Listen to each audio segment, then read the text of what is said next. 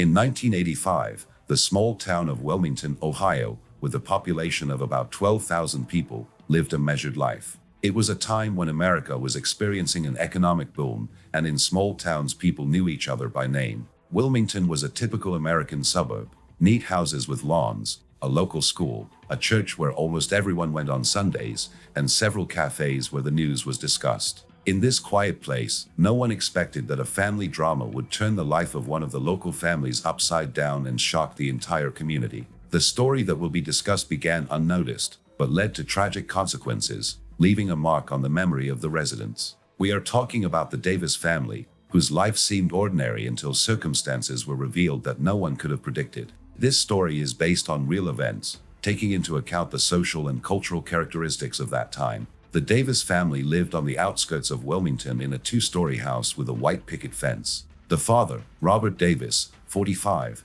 worked as a mechanic at a local auto repair shop. His wife, Elizabeth, 42, was an accountant at a small firm. They had two children, Laura, 22, and Michael, 20. Laura, a tall girl with long brown hair, had recently graduated from college and had returned home while she looked for work. Michael, a dark-haired, athletic guy, was studying at a local technical college and worked part-time at the same shop as his father. Neighbors described the Davises as a close-knit family. They regularly held barbecues in the backyard, attended church, and participated in community events. Laura and Michael had been close since childhood. They spent a lot of time together, playing basketball in the backyard, riding bikes around the neighborhood, watching movies at the local theater. Their parents encouraged this friendship, believing it strengthened the family. In 1985, when Laura returned home from college, their bond became even closer. They would often sneak away to talk, spending hours talking about their lives, dreams, and plans.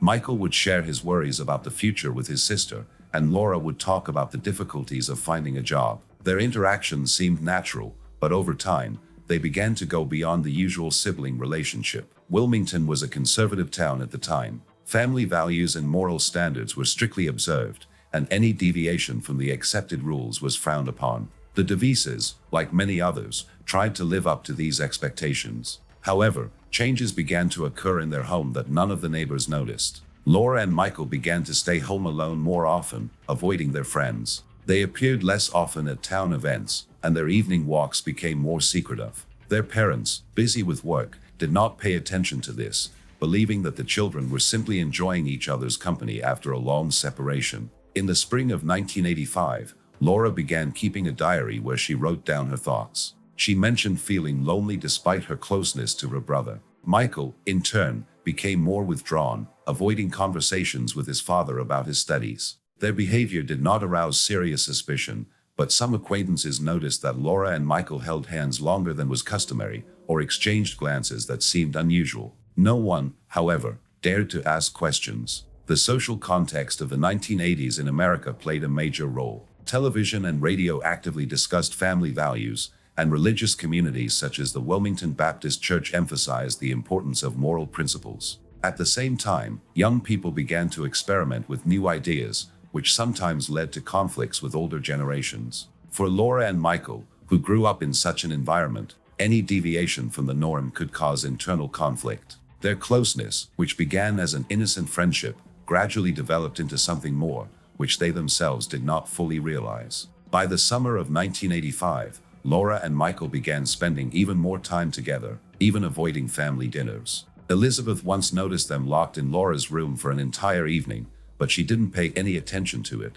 thinking they were watching a movie. Robert, tired from work, rarely interfered with the children's affairs. The Davis family continued to live their lives, unaware that their familiar world was about to begin to crumble. By the summer of 1985, at the Davis home in Wilmington, Ohio, Laura and Michael had become even more secretive. Their closeness, which had once seemed like a warm family relationship, had developed into something they both carefully hid. Laura, a 22-year-old fresh out of college, and Michael, a 20-year-old engineering student, spent much of their time together. They often retreated to Laura's room or the backyard, out of their parents' sight. Their conversations became quieter, their glances more guarded, especially when Robert or Elizabeth were around. In June 1985, Laura and Michael began taking steps to keep their meetings discreet. They agreed to use certain phrases to communicate their plans. For example, If Laura said, "I'm going for a walk," it meant she was waiting for Michael by the old oak tree at the end of the street. These meetings took place late at night,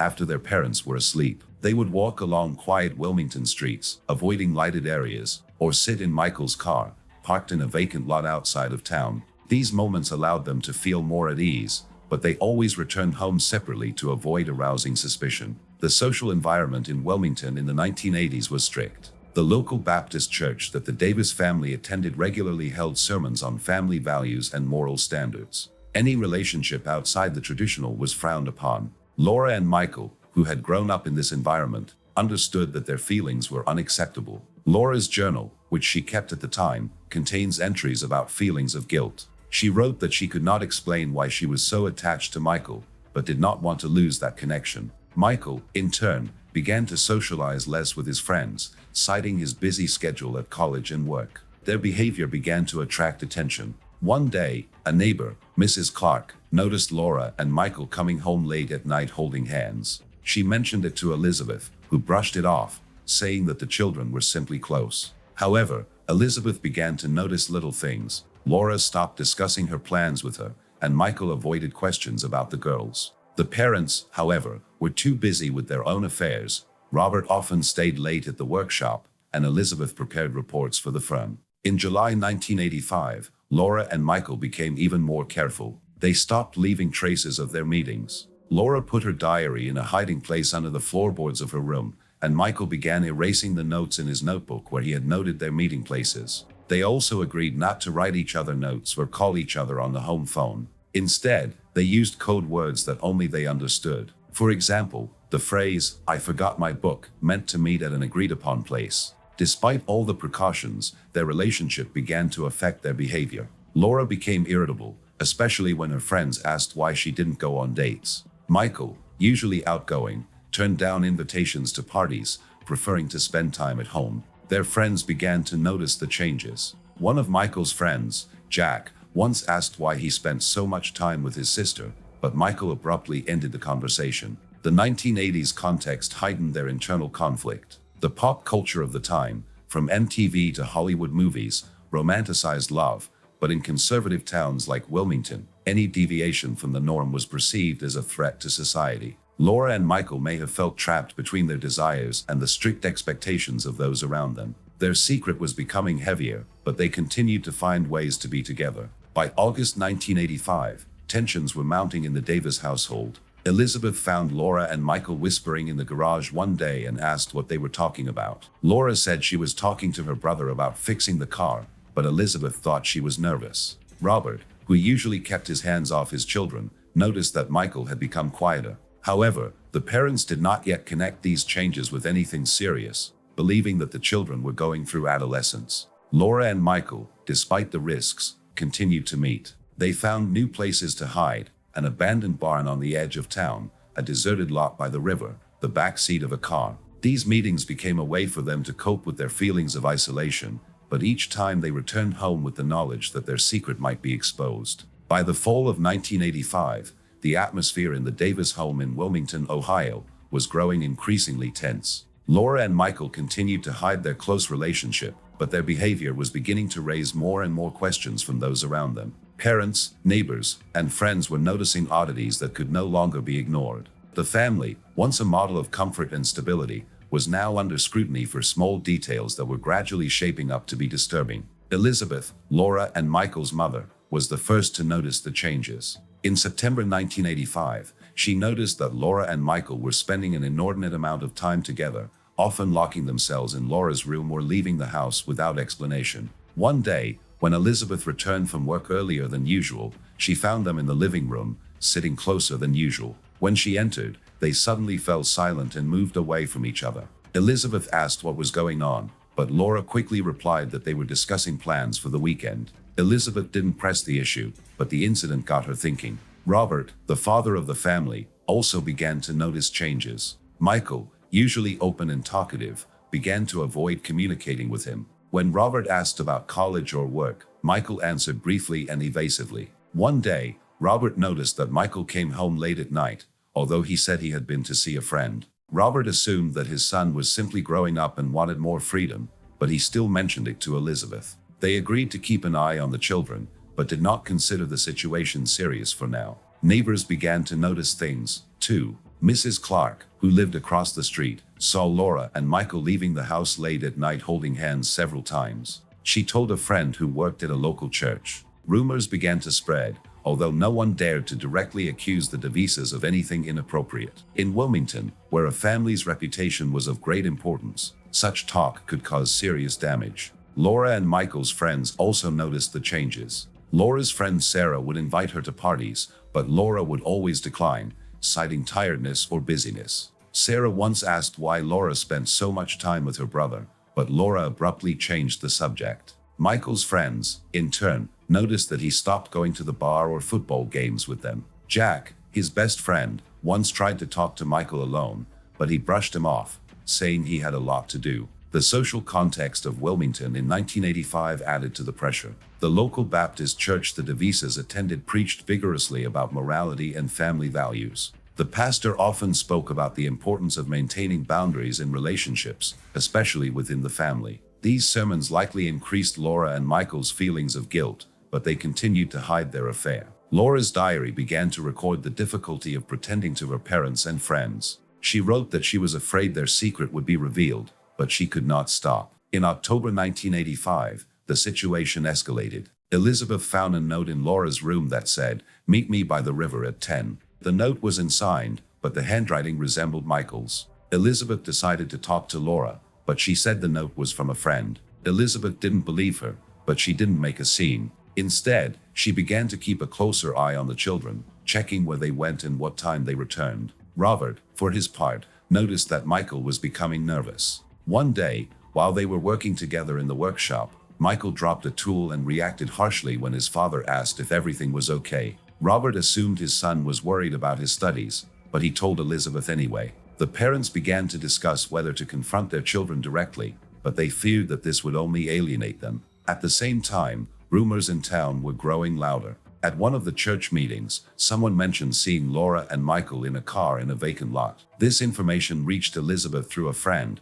who advised her to be more careful. Elizabeth decided to check Laura's room while she was at work. She found a hiding place under the floorboards, where Laura's diary was lying. Elizabeth did not read it, but the fact that her daughter was hiding something increased her anxiety. Laura and Michael, feeling the pressure mounting, became even more cautious. They stopped meeting by the river and began using an abandoned warehouse on the outskirts of town. They also agreed to see each other at home less often, so as not to attract attention. However, their attempts to hide their relationship only made matters worse, as they became increasingly withdrawn and distant. By November 1985, tensions were running high in the Davis home in Wilmington, Ohio. Laura and Michael's carefully guarded secret was beginning to crumble under the weight of their parents' suspicions and the gossip of the town. Their close relationship, which began as a secret between two young people, had set in motion a chain of events that would change their lives and the lives of their family forever. In early November, Elizabeth, unable to bear the uncertainty, decided to read Laura's diary, which she found in a hiding place under the floorboards. She waited until Laura and Michael left the house and opened the entries. The diary contained detailed descriptions of Laura's meetings with Michael, their conversations, and the feelings they experienced. Elizabeth was shocked. She could not believe that her children, brought up in strict moral traditions, could cross such boundaries. Elizabeth decided to tell Robert everything, but first she wanted to talk to Laura alone. That evening, Elizabeth called Laura into the living room while Michael was at work and asked her point blank about her relationship with her brother. Laura initially denied everything, but under the pressure of her mother's questions, she broke down and admitted that their relationship had gone beyond the ordinary. She begged Elizabeth not to tell Robert, claiming that she and Michael had tried to stop but had failed. Elizabeth, shocked and confused, did not know how to react. She told Laura not to see Michael in secret anymore and promised to think about what to do next. When Robert returned home, Elizabeth told him about her conversation with Laura, omitting the details from the diary. Robert was furious. He believed that their family had always followed the right principles, and he could not accept that his children had found themselves in such a situation. He immediately called Michael into the garage for a talk. Michael, feeling that the secret was out, tried to justify himself, but Robert would not listen. The conversation escalated into shouting, and Robert forbade Michael to go near Laura, threatening to throw him out of the house if it happened again. Laura and Michael, under pressure from their parents, began to avoid each other at home. Elizabeth watched their every move, and Robert became stricter with Michael, forcing him to spend more time in the workshop. However, the band only increased their desire to be together. They began to find new ways to meet, using an abandoned warehouse on the outskirts of town. These meetings became less and less frequent, but only more intense. The social context of Wilmington in 1985 made matters worse. Word of Laura and Michael's erratic behavior reached the local church, and the pastor mentioned in one sermon that families needed to be vigilant to protect their moral fiber. This added to the pressure on the DeVises, who felt judged by their neighbors. Elizabeth, who had previously been an active member of the church community, began to attend meetings less frequently to avoid the looks. In mid-November, the situation got out of hand. Laura, unable to withstand the pressure, wrote Michael a note, offering to leave Wilmington together. She hid the note in his car, but Robert accidentally found it when he checked the car. He made a scandal, accusing Laura and Michael of destroying the family. That same evening, a major quarrel occurred at the Davis house. Robert shouted at Michael, demanding that he leave the house immediately. Laura tried to defend her brother, but Elizabeth told her to shut up. In the midst of the quarrel, Michael, unable to bear it, ran out of the house, slamming the door. Laura, left alone, felt trapped. She was afraid she would lose Michael forever and blamed her parents for their reaction. That night, she left the house and headed to the warehouse where she and Michael sometimes met. Michael, who had also come there to calm down, was depressed. Their conversation quickly turned into an argument. Laura insisted on running away, and Michael believed that this would only make the situation worse. At some point, their emotions reached a peak, and events took an irreversible turn. By the next morning, the Davis home was quiet. Elizabeth and Robert, not knowing where their children were, began to worry. They called friends and acquaintances, but no one had seen Laura and Michael. Soon, the police received a report of an incident at an abandoned warehouse that shook all of Wilmington. On the morning of November 15, 1985, police in Wilmington, Ohio, were called to an abandoned warehouse on the outskirts of town. A local farmer passing by noticed signs of a struggle and alerted authorities. When officers arrived, they found the tragic scene that shocked the small town. Laura Davis was found lifeless, and her brother Michael was in shock nearby. The incident was the culmination of a chain of events that began with their secret affair and led to irreversible consequences. This chapter describes how the Davis family story was resolved and the marks it left on their lives and community. Police immediately cordoned off the warehouse and began an investigation. Michael was taken to the station for questioning. He was depressed, barely able to speak, and unable to explain what had happened. Investigators determined that Laura had died from injuries sustained in a physical altercation, but details remained unclear. The case soon attracted local media attention, and Wilmington newspapers began to fill headlines with stories of the Davis family tragedy. Residents of a town accustomed to a quiet life were stunned. Elizabeth and Robert arrived at the police station after learning what had happened. Elizabeth was inconsolable, and Robert, usually reserved, looked broken. They could not believe that their family, which had seemed ordinary until recently, was at the center of such drama. The police informed the parents that Michael was in custody and the case was classified as a criminal one. Elizabeth and Robert refused to comment to the press, but rumors of Laura and Michael's affair quickly spread throughout the city. The investigation lasted several weeks.